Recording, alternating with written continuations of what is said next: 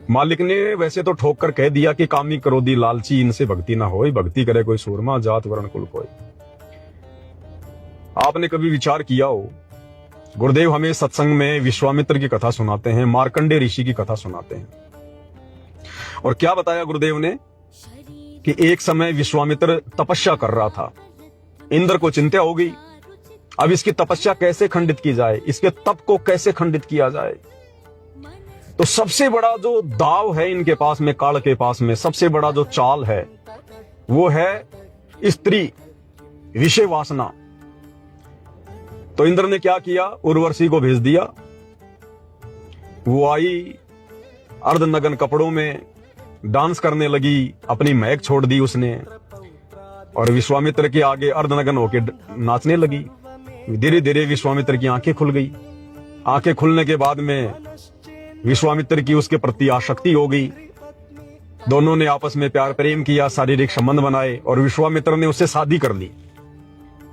शादी के कुछ वर्ष बीत गए, एक लड़की हो गई।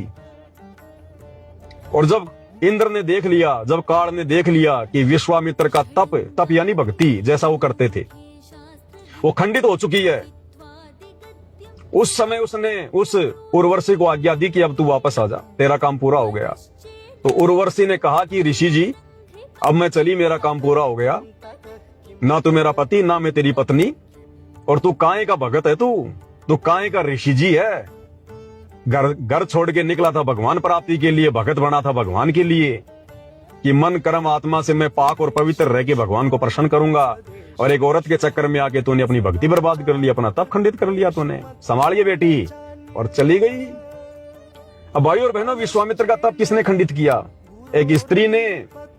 विश्वामित्र ने कोई व्यभिचार नहीं किया, कोई बलात्कार नहीं किया, उसने उस उर्वशी से शादी की, अपने पास अपनी पत्नी रूप में रखा, और वो उसकी पत्नी भी उसके लिए भक्ति की बर्बादी का कारण बन गई, बर्बादी का कारण है। इसलिए भाई और बहनों, ये सबसे बड़ी जो बीमारी है ये स्त्री है। भक्ति मार्ग में स्त्री, कहते हैं ना, चोर को खांसी और भगत को दासी, ये सबसे बड़ा रोग है ये। अगर आप भक्ति करने निकले हो घर से, या अपने घर में रह के भक्ति कर रहे हो, दासी यानी स्त्री, विषय वासना, ये सबसे बड़ा रोग है। और चोर अगर चोरी करने निकला है और अगर खांसी हो रही है उसको, तो वो उसको मरवा देगी। घर में घुस गया और खांसी शुरू हो गई, पकड़ा जाएगा, लोग मारेंगे। इसी प्रकार भगत है, भक्ति कर रहा है और औरत के भी संपर्क में है, अपनी या चाहे कोई और की, वो सबसे बड़ी बीमारी है। परमात्मा कहते हैं आग पराई या अपनी, हाथ दिए जल जाए। औरत अपनी या पराई, उसको भोगे सब कुछ जाए। तो ये विश्वामित्र का उदाहरण है। उसने कोई दूसरी स्त्री के साथ में संभोग नहीं किया, उसने शादी करी और उसके साथ शारीरिक संबंध बनाए, और खुद की स्त्री भी उसके लिए काल बन गई, काल। इसी प्रकार जब मार्कंडे ऋषि बंगाल की खाड़ी में तपस्या कर रहा था, तो काल ने क्या दाव चला, अपनी औरत को भेज दिया, क्योंकि आदमी यही मरता है, यहीं पे सबसे ज्यादा भक्ति का नाश यही होता है। इसलिए भाई और बहनों, परमात्मा अपने मुख से नहीं कहेंगे कि बच्चों तुम रमेणी मत करो, तुम शादी मत करो। गुरुजी नहीं कहेंगे, क्योंकि गुरुजी ने उधर काल को भी तो वरदान दे रखा है कि तू रोजाना 1 लाख स्त्री पुरुष खाएगा।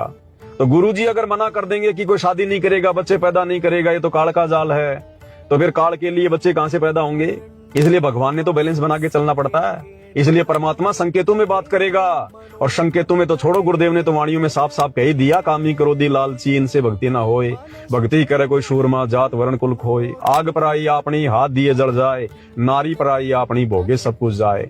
और गुरुदेव कहते हैं भग भोग्या भग उपजय, भग से बचा ना कोई, और जो कोई भग से बचे, भाई भगत कहावे सोई।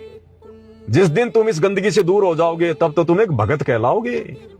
तो भाई और बहनों, हर चीज को सतगुरु रामपाल जी भगवान खोल के नहीं बताएंगे। इसके लिए तो गुरुदेव ने हम सबको मनुष्य शरीर दिया है, ऊपर से अपना तत्व ज्ञान दे दिया, आशीर्वाद दे दिया। हमने भी चिंतन मनन करना पड़ेगा कि भक्ति मार्ग में कहां हमारे को हानि है, कहां हमारे को फायदा है।